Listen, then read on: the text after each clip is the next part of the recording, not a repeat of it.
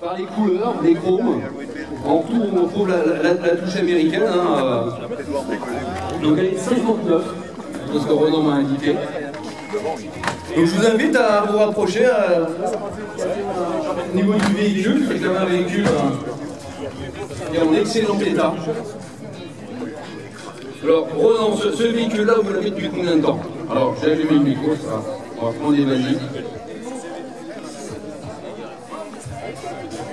Allô, allô? Ça marche, c'est bon. Ronan, je passe le micro. Donc c'est un véhicule que vous avez acquis il y a combien de temps? C'est un véhicule que j'ai depuis 3 ans. 3 ans, donc c'est assez récent. Relativement récent. Est-ce que vous baignez toujours dans le monde US, entre guillemets? Vous aviez des américaines avant, vous avez dit je vais passer au pick-up, vous avez changé de branche, c'est un premier achat pick-up? C'est un premier achat pick-up, mais je suis un peu dans l'américaine depuis une trentaine d'années.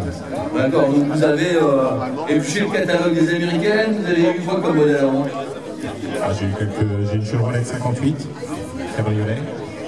J'ai eu une Cadillac de 54 coupée. J'ai eu une Buick 49 également, coupée. J'ai eu une Nash métropolitane. Voilà, donc j'ai eu quelques voitures, une Chevrolet 56, une Chevrolet 55. Bon, félicitations, en tout cas, elle est très très belle. Vous l'avez fait importer ou ça s'est fait entre particuliers Non, ça s'est fait en rentrant de vacances, chercher un pick-up. Il était sur la route du retour, on s'est arrêté, et puis ben voilà, on ne peut pas s'arrêter comme ça. Et qu'est-ce qui a fait que ce modèle-là, vous avez vu, Vingo, je pense qu'il y a quand même pas mal de modèles, GMC ou autres différents constructeurs américains, de pick-up. Pourquoi ce modèle-ci? Pourquoi cette année? C'est les derniers vraiment marqués les 50. Après, ce sont beaucoup plus carrés, très différents esthétiquement. Et puis voilà, donc moi nous on est vraiment plutôt à les 50, donc on voulait maximum 50. Et celui-ci nous a beaucoup séduit avec la benne intérieure panoramique et surtout la benne inside, donc une benne assez large et avec des passages de roue qui sont à l'intérieur de la benne et pas à l'extérieur. Est-ce qu'il y a des versions avec, on va dire, la grande benne, petite benne derrière? Oui, celui-ci c'est une benne courte et il est juste en benne haut. Ce qu'on retrouve au niveau de ces années-là, c'est un peu le côté biton. Je ne sais pas si on les retrouve après, sur les années 60-70, on perd un peu ce côté biton peut-être. Ouais, on perd un petit peu sur le modèle 60-61, on a encore un petit peu, mais après ça s'éteint et ça revient en 70, fin 70. Ok. Donc vous faites partie de l'association d'eau, en plus au passage au Papa 35. Est-ce que vous faites partie d'associations amicales US ou de groupes, vous n'allez pas faire des sorties On fait partie de la ville sur Rennes, et depuis déjà depuis 35 ans à peu près, donc forcément. On fait du rétro-camping, c'est chouette. Franchement, donc vous partez, vous faites beaucoup de routes avec ou seulement en exposition non, on fait de la route avec les voitures, avec le pick-up et les voitures. Là, on part en vacances en cabriolet cette année avec la caravane. Pour faire plaisir. Ouais, exactement, on vit qu'une fois. Voilà, exactement. Donc la peinture, est-ce qu'elle a été refaite dans le temps, je suppose, depuis les années 59 ou quoi? Oui, elle a été refaite il y a une bonne vingtaine d'années. Bon, pas très bien refaite, mais bon, voilà, elle présente encore correctement. Comment les chromos, par contre Les chromes ont dû être changés il y a pas longtemps. Ouais, c'est beau. Alors au niveau des moteurs, alors il y a eu plein de gammes différentes au niveau moteur. Donc elle est motorisée avec quel modèle? Ça existait en 6 cylindres boîte manuelle, en V8 boîte manuelle ou en V8 boîte auto. D'accord, on trouve soit comme assez rare en boîte manuelle. Non, ils sont majoritairement en boîte manuelle. D'accord, au niveau des pick-up, quel était l'intérêt pour cette demande du marché américain de ces boîtes manuelles? Aux États-Unis, de toute façon, ces véhicules-là, c'était vraiment des véhicules utilitaires. C'était vraiment pour les en boîte manuelle pour le travail. Est-ce qu'il est possible d'ouvrir le compartiment moteur parce qu'on est toujours curieux? Si ça t'embête pas.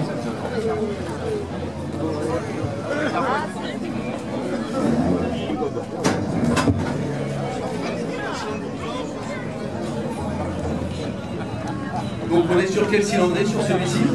Donc c'est un V8 4 litres 6. 4 litres 6. Donc il développe combien de chevaux Ça fait à peine 200 chevaux. À peine 200 chevaux. Après, il y a eu beaucoup aussi. Oui, voilà, avec une boîte 3 vitesses. Donc, on est en troisième à 60 km/h et puis jusqu'au bout. Voilà, exactement. Après, c'est linéaire dans les montées. Donc voilà, on voit qu'il y a de la passe, c'est facile. L'entretien, vous le réalisez vous-même? Comment? Bon, en partie, après. C'est du classique, vidange, les fluides, etc. Voilà, il n'y a rien de. Il n'y a pas de compresseur, il n'y a pas de turbo, et voilà, c'est. Pas d'électronique. Voilà, on n'est pas emmerdé. Voilà, on va regarder si ça ne t'embête pas ouvrir les portes pour profiter un peu de l'intérieur, parce que je pense qu'il est aussi joli. Est-ce que je peux ouvrir l'autre porte de l'autre côté? Oui, j'ai la découverte.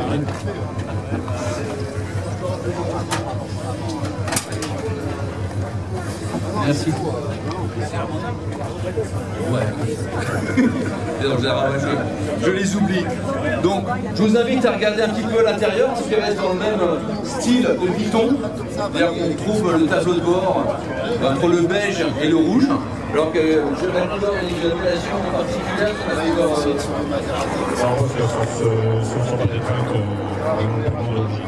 Ok, ça a été refait, mais en tout cas c'est magnifique. La banquette 3 places. Oui. C'est homologué 3 places, de toute façon pour les pick-up. La lunette. Donc on se retrouve, donc ici c'est une boîte auto, une boîte manuelle, c'est une boîte auto. Boîte manuelle, d'accord, elle peut lever là. D'accord, ah, c'est pas mal ça pour la petite manette là pour le.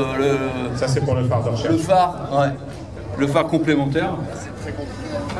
Oui, effectivement, au niveau des pédales. Donc là-dessus, tout est manuel, les manivelles, et on est dans les années 50. Oui, pas d'assistance. Donc l'électronique et pas l'électricité n'est pas encore complètement arrivée. Non, il n'y a aucune assistance, pas de direction assistée, pas de frein assisté. Voilà. Là, il ne faut pas vouloir faire avec un autre souvent. Ouais, ou à défaut de transpirer beaucoup, quoi. De toute façon, c'est pas un véhicule fait pour aller, je pense, en ville, hein, d'un point de vue plaisir. Non, bien sûr, c'est plus la petite route. Voilà, le bord de côte, les promenades. Donc c'est assez intéressant. Aujourd'hui, les consommables, au niveau des pièces de rechange et autres, je pense qu'il y a pas mal de diffuseurs en France, ou en termes d'importateurs. Je fais tout aux États-Unis directement, voilà, c'est beaucoup plus simple et c'est beaucoup moins cher. D'accord. Même avec les taxes. Ouais, avec les taxes. Après, les frais de transport sont des fois assez élevés, par contre, au niveau des pièces. Ça dépend qui transporte. Donc, on va trouver des choses. Ok. On arrive à avoir de bonnes adresses pour avoir des prix raisonnables en termes de frais de transport. Tu veux dire avec Internet, on est pas embêté. Il faut savoir que le prix des pièces sur les américaines n'est pas forcément élevé. Souvent les modèles, pas forcément. Mais c'est souvent les intermédiaires ou les frais de transport qui font que la note s'élève un peu. Au niveau donc, de la caisse, au niveau de la benne derrière, on va retrouver, je pense que c'est une roue de secours. Oui. Ici. Le caisson ici, c'est pour les consommables, huile ou choses comme ça. Le chiffon qui a les produits. C'est la grosse boîte à gants. Voilà. On se retrouve avec une benne qui est quand même super bien entretenue. Le bois, c'est quoi comme bois au niveau plancher? Je pense que ça a été remplacé par un bois exotique. Mais ça a été refait, c'est pas d'origine. Donc ça fait 2 ans? 3 ans maintenant. Donc, est-ce que vous avez déjà, est-ce que tu as déjà une idée en disant, celle-ci je l'ai, je vais utiliser 2-3 ans et j'ai déjà un autre modèle en tête ou, Non. Non, aujourd'hui vous êtes à fond pick-up. On verra ce que demain sera. Exactement. Voilà, exactement, suivant les flashs et les coups de cœur. Ça marche coup de cœur. Voilà. Donc après, des fois on cherche pas et on trouve quelque chose qui est sympa et pourquoi pas. Voilà, exactement. Je pars toujours dans cet état d'esprit-là, c'est je prends toujours une voiture en disant j'ai envie de l'avoir, elle me plaît, elle me fait plaisir, je roule avec, jusqu'à la prochaine et il n'y a pas de projection particulière. Ouais, jusqu'au prochain coup de cœur. Le cabriolet, je l'ai depuis 20 ans, mais je ne reste pas. Donc si vous arrivez, côté entretien, alors vous avez un garage, un hangar, choses comme ça pour les protéger quand même de l'hiver ou éviter de les exposer. Oui, c'est indispensable. Au niveau des jantes, les jantes sont quasiment toutes neuves également ou ont été rénovées. Les jantes ont été changées parce que c'est les jantes qui avaient dans la benne qui avaient avant. qui était un peu piqué. Et, voilà, donc les gens ont été changés en cachet. Les gens fait le play. Les consommables, on parlait des consommables tout à l'heure, les deux, il n'y a pas de problème particulier en termes d'apprendre également. Donc ça c'est du tout-terrain classique, après moi perso j'aurais pas mis ça, mais ils sont dessus, ils sont là. Mais comment c'est les performants, justement en France, sans problème. Voilà, donc il faut un peu démystifier les voitures américaines. Il y a eu une époque où on se disait oh, c'est cher, ça coûte cher en assurance, ça coûte cher en pièces, ça consomme beaucoup, on n'a pas les pièces, et en fait c'est tout à fait le contraire. C'est les pièces qu'on retrouve partout, les entretiens sont simples. Voilà, c'est des véhicules qui généralement malgré tout restent aussi accessibles au monde de la collection et au monde des véhicules plaisir, on va dire. Voilà, on n'est pas sur des véhicules à 6 chiffres où voilà, la cote générale du marché sur ce type de véhicule l'enveloppe, je suis sûr que ça détruit pas mal de choses. Aujourd'hui on est sur un prix autour de 30 €. Voilà, on va tomber. C'est ce qu'on trouve aujourd'hui beaucoup sur le prix du marché sur les américaines. En pick-up c'est à peu près entre 25 et les années 60, on trouve des choses autour de 15-20 000, mais après le prix reste aussi, ça dépend des choses. Exactement. Le prix dépend effectivement de l'investissement qu'il faut mettre dedans pour le remettre en état. Parce que quand on a pas une peinture ou autre, ça va tout de suite. Ouais. Si on ne fait pas la peinture soi-même avec une cabine, c'est facile. Ouais. Il y a du fil. D'accord. Prenons un petit mot de fin peut-être pour présenter votre véhicule. Oui, j'ai une question moi. On voit ça souvent sur les véhicules américains, c'est les dés.